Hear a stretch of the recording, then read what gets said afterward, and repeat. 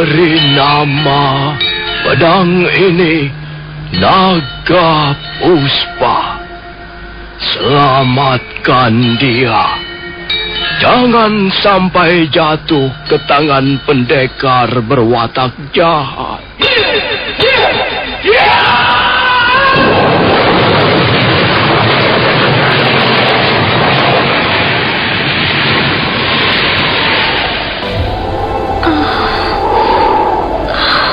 Kakang Kamandanu,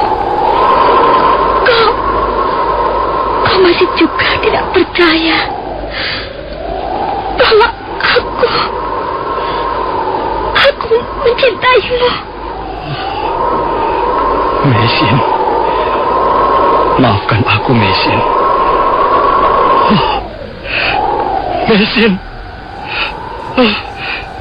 Mesin!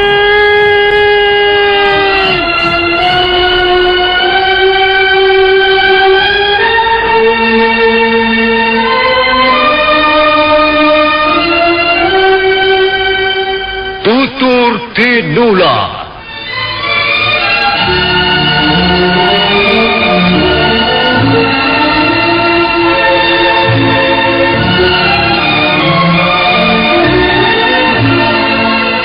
Sebuah sandiwara radio serial, produksi Sanggar Cerita dan teater Sanggar Prativi.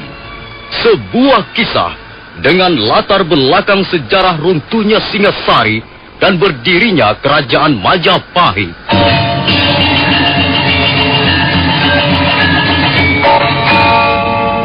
Sandiwara ini didukung oleh pemain-pemain radio yang sudah ternama, Ferry Fadli, Ivone Rose, dan Eli Ermawati.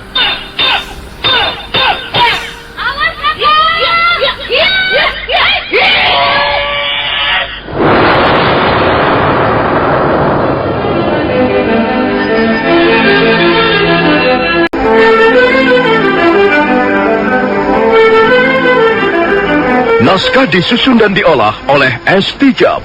Hiasan musik dan sutradara C. Ispriyonoka. Kali ini mengetengahkan episode ke-9 dengan judul Badai Mengamuk di Atas Kediri.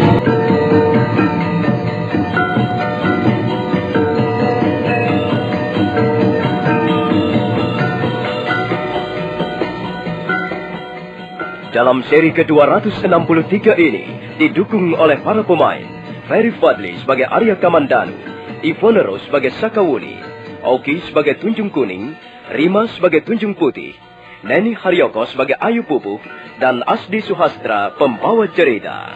Selamat menikmati.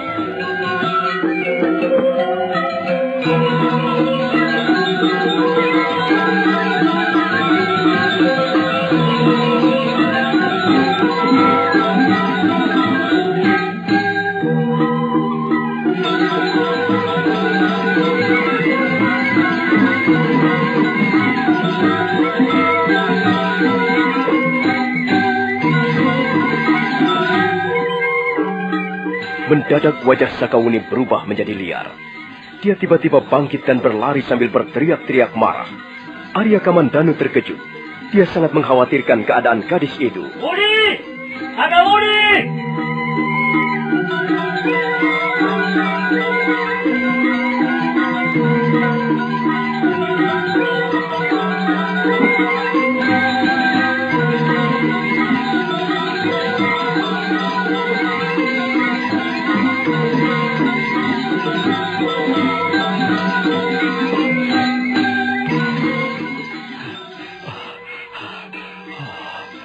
Apa yang akan dilakukan Sakawuni terhadap ibunya? Jangan-jangan mereka akan bertengkar dan bertarung. Kasihan mereka itu. Tapi aku harus menjaga ayahanda banyak kapuk. Dia sedang terluka parah. Apa yang harus kulakukan sekarang?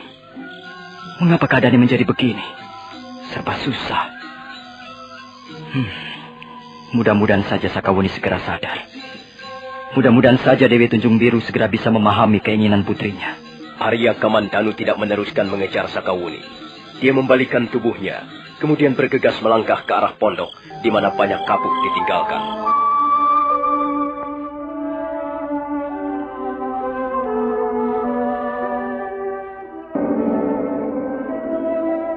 Sebentar kemudian, Arya Kamandanu sudah tiba kembali di pondok, di kaki bukit Panampihan. Ia segera menghampiri banyak kapuk yang terbaring diam. Ayahanda banyak kapuk? Ayahanda banyak kapuk? Oh, rupanya dia pingsan lagi. Apa yang harus aku lakukan sekarang? Kalau aku terus-menerus diam di sini, tak ada yang bermanfaat yang bisa aku lakukan. Paling-paling aku hanya menunggui saja ayahanda banyak kapuk kembali sadarkan dirinya. Kalau begitu, lebih baik ayahanda banyak kapuk kubawa naik ke puncak bukit Panampihan. Entah apa yang akan terjadi di sana, aku tidak tahu. Tapi aku harus berbuat sesuatu untuk menolongnya. Arya Kamandanu segera duduk bersila dan memejamkan kedua belah matanya. Dia bermaksud menggunakan aji seipi angin. Mendadak terasa pusarnya menjadi dingin. Kemudian hawa dingin itu menyebar ke seluruh tubuh. Selanjutnya dia merasakan tubuhnya menjadi sangat ringan. Banyak kapuk masih diam dalam keadaan tidak sadarkan diri ketika Arya Kamandanu menggendongnya di atas pundaknya. Sebentar kemudian, Arya Kamandanu sudah mendukung tubuh laki-laki terluka parah itu menaiki kaki bukit Panampihan.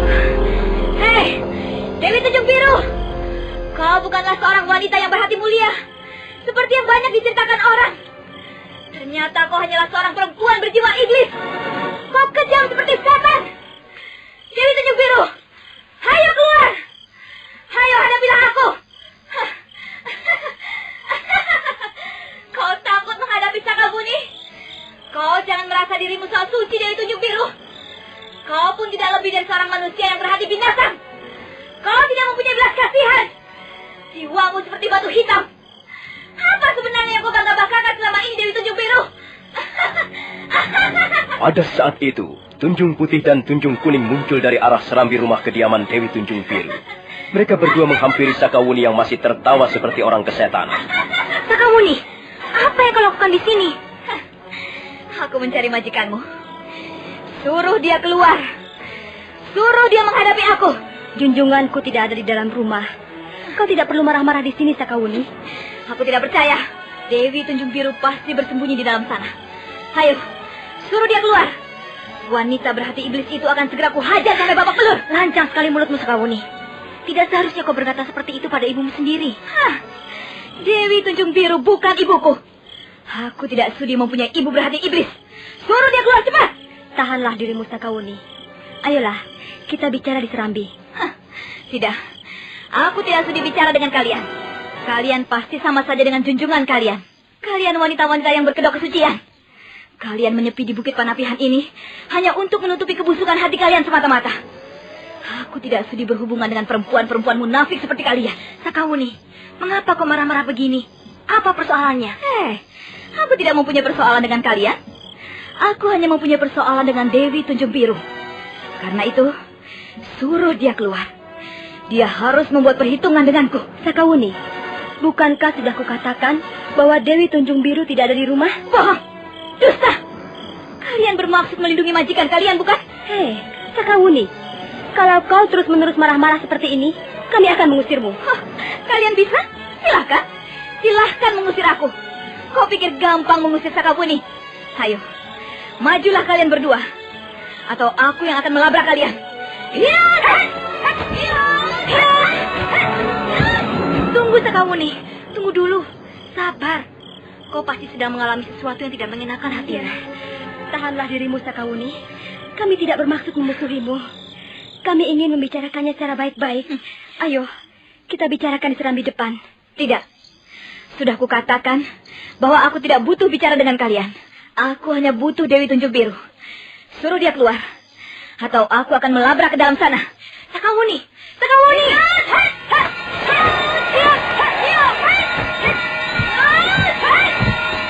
Sakawuni sama sekali tidak memberi kesempatan Tunjung Putih dan Tunjung Kuning untuk mengadakan perlawanan.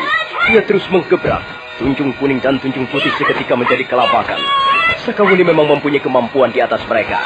Karena itu, walaupun mereka berusaha mengadakan perlawanan sejadi-jadinya, namun hal itu tidak dapat berlangsung lama. Akhirnya Sakawuni dapat merobohkan mereka berdua.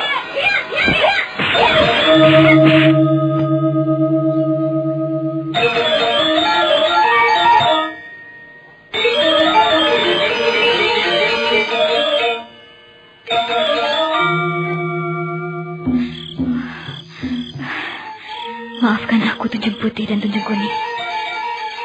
Kalian berdua memaksa aku untuk melakukan kekerasan. Tapi salah kalian sendiri. Mengapa kalian berusaha menghalang-halangi Sakawuni? Nah, sekarang tiba giliranmu, Dewi Tunjung Biru. Jangan enak-enak kau bersembunyi di dalam bilikmu. Ini lihat, Sakawuni yang datang.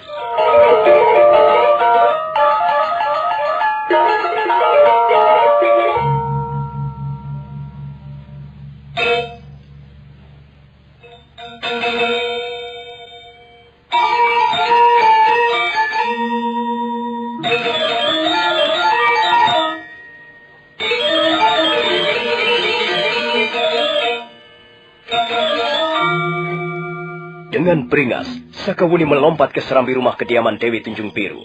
Dia tidak menunggu lebih lama lagi. Dia segera menghampiri ruangan tidur Dewi Tunjung Biru yang terletak di bagian tengah. Pintu ruangan tertutup rapat dari dalam. Sakawuni tidak sabar lagi. Karena itu dia segera menggebrak pintu itu.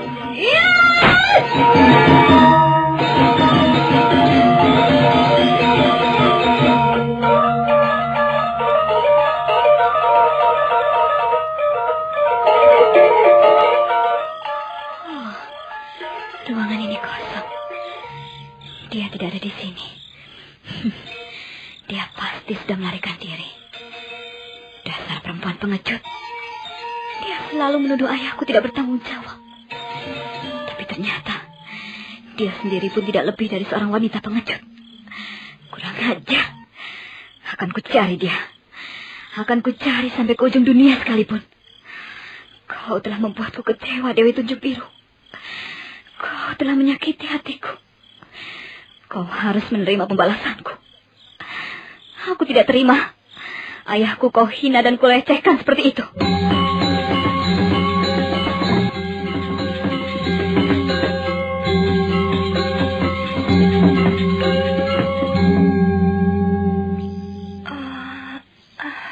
Tunjung Kuning? Tunjung Kuning? Tunjung Kuning? Rupanya aku telah pingsan, Tunjung Putih. Aku telah tidak sadarkan diri. Iya. Kita telah gagal mencegah Sakawuni, Tunjung Kuning. Gadis itu mempunyai ilmu kanuragan jauh melebihi kita. Tapi Tunjung Putih, jangan kau katakan di mana Dewi Tunjung Biru berada sekarang ini.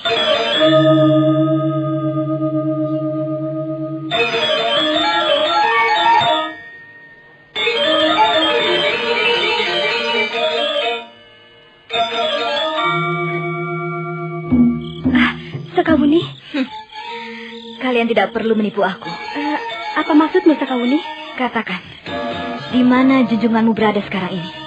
Tunjung Putih, awas. Kalian jangan coba-coba menipu dan mempermainkan aku. Kalau tadi kalian hanya kubuat pingsan, tapi aku bisa bertindak lebih kejam lagi. Sakawuni, bukankah kau sudah menemui beliau di dalam biliknya? Tunjung Kuning, kau jangan berpura-pura bodoh. Kalian pasti tahu di mana junjungan kalian sekarang ini berada.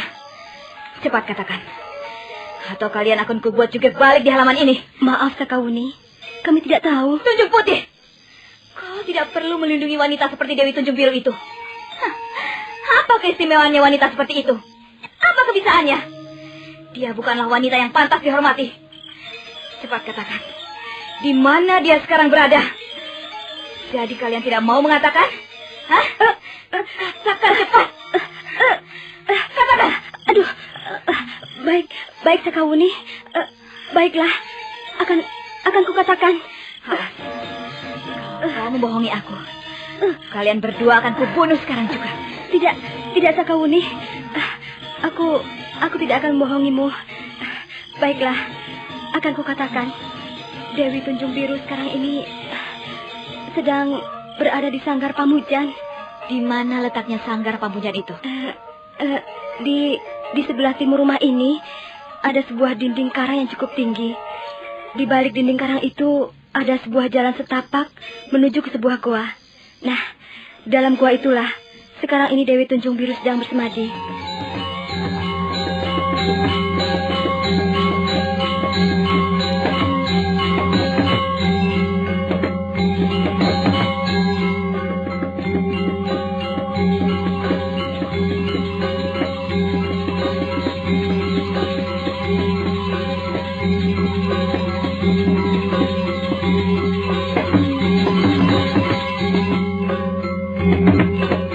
Baru saja Sakawuni melangkahkan kakinya menuju arah yang ditunjukkan Tunjung Putih.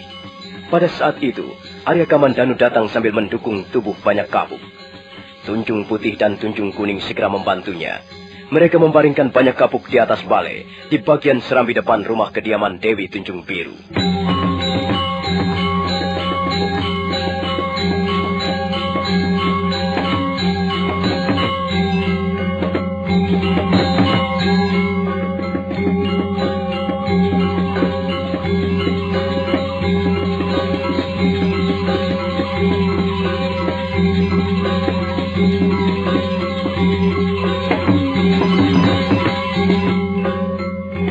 Di mana Sakawuni, Tunjung Putih?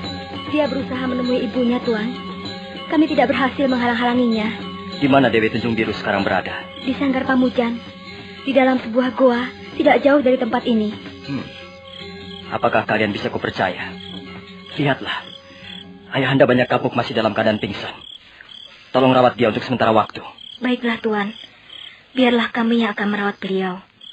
Sebaiknya Tuan segera menyusul Sakawuni. Kami sangat mengkhawatirkan keadaan mereka. Sakawuni kelihatannya sedang dalam keadaan kalap. Dan kami tahu bahwa Dewi Tunjung Biru tidak mungkin merubah pendiriannya. Sebelum pergi bersemadi, beliau sudah berpesan kepada kami agar kami jangan sampai memperbolehkan Sakawuni untuk menemuinya. Nah, kalau begitu, aku akan pergi dulu. Kalian jaga Ayahanda Banyak Kapuk baik-baik. Baik, Tuan. Tuan tidak perlu mengkhawatirkannya. Kami akan menjaganya di sini. Arya Kamandanu segera melompat meninggalkan halaman rumah kediaman Dewi Tunjung Biru. Sebentar kemudian tubuhnya sudah hilang di telan kegelapan malam.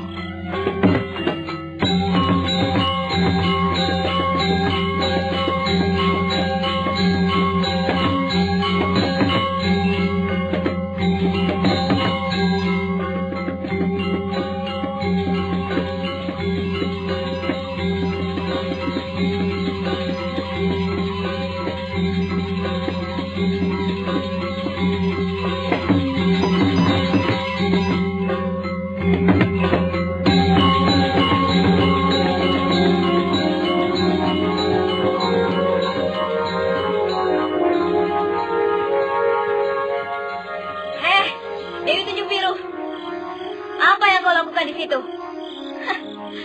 Kau tidak perlu memuja semedi pada para dewata. Hatimu kotor berdebu. Hanya manusia yang berjiwa bersih dapat melakukan puja semedi dengan sempurna. Lebih baik kau keluar dan menemui aku, Dewi Tunjung Biru. Tak ada perlunya kau mendekam di dalam gua itu. Ayo, keluarlah.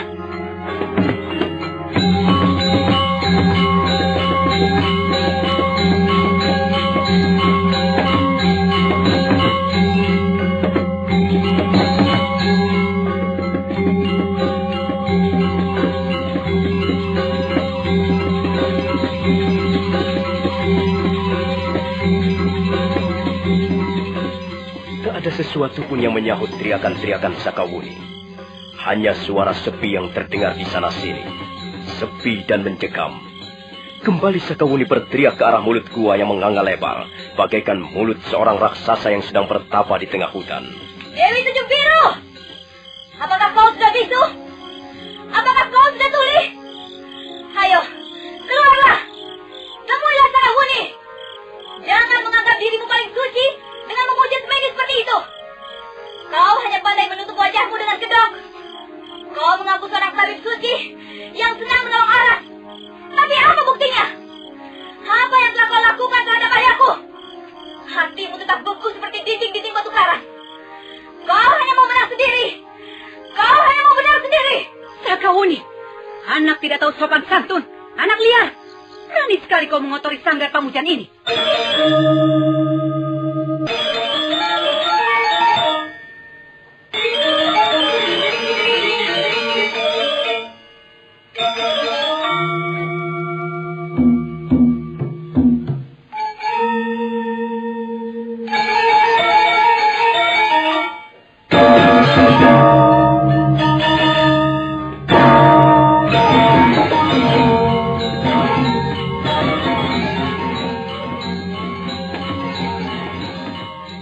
Sakawuni mendengus keras. Tiba-tiba saja di depan pintu gua, Dewi Tunjung Biru sudah berdiri tegak. Pakaiannya yang serba biru berkibaran ditiup angin malam. Wajahnya nampak tegang. Kemudian perlahan-lahan dia melangkah ke arah Sakawuni. Sakawuni sama sekali tidak mau mundur parang setapak pun.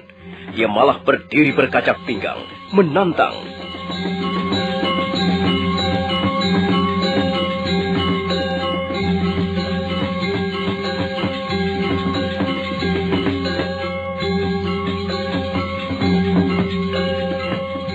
Nah, bagaimanakah kisah selanjutnya? Apakah yang akan mereka lakukan? Apa yang akan terjadi di antara mereka berdua? Saudara pendengar, silakan menunggu seri berikutnya. Sampai jumpa.